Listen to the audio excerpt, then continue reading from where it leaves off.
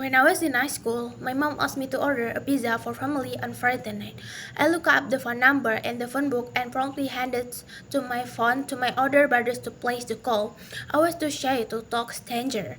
Fast forward at the University of Illinois, my first time away from my small town, I spent the several weeks crying in my dorm room, too homesick, partaking early freshman partying. The one part party I didn't attend was so disappointing. I went to try in my books, a management major, and head back home to my small town. So the question for me, who am I, who do I want to become? And the answer whether I want to a successful career, one that meant something, allow me to contribute, and for me that was defined as a career. As a support executive, in order to achieve this goal, I needed to begin to act more confidently. So I'm here today to share with you 6 behaviors you can start today to increase your confidence. And number 1, turn yourself in. I spoke with a woman about her self-time doing sideline reporting at the nationally televised basketball game.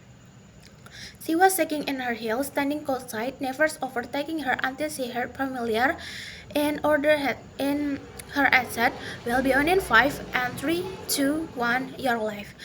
And she performed with excellence, the nerve melting away. She and an athlete, a performer, basketball player, used the performing on the court, but the clock and tactic remain true. Counting will you get started? Momentum will keep you going. And number 2, what if you only had to be brave for a total of 20 seconds of courage? These behaviors helped me enormously when I published my podcast, Leadership is Female, Bold Ideal for all the world to see her critique and have their opinions. I vividly remember sitting on the carpet of my closet floor, holding my computer, looking at the upload button, thinking to myself, "Need any more edits?" So I listened to it one more time, and I told myself, "Emily, give yourself 20 seconds of courage." And I hit publish. It was done, and guess what? I kept breathing, and the world kept turning, and the podcast grew into what it was meant to be, all because of 20 seconds of courage. And number 3, take a seat at the table. Not metaphorically speaking, actually, take a seat at the table. I spoke with a woman who represents some of the biggest names in basketball. She told me a story about taking a seat at the table. She knows a woman waiting around the edge of the room, waiting for the seat to be filled, and worse yet, she was doing it too in order to become the more confident woman that she envisioned herself to be. She needed go in, sit down, speak her mind, and get dirty done. That started with one simple action, taking a seat at the table. And number 4, cheer for other people's success.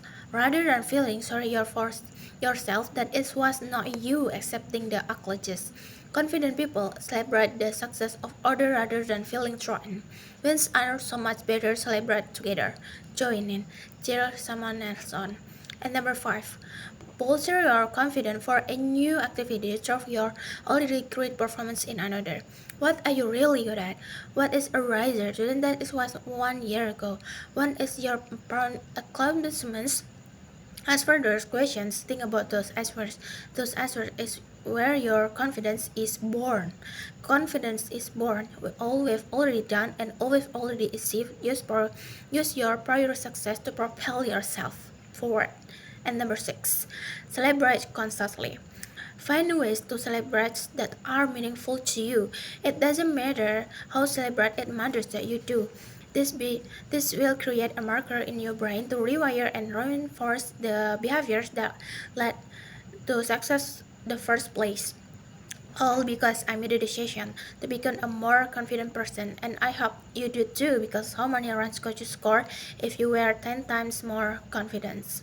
Thank you.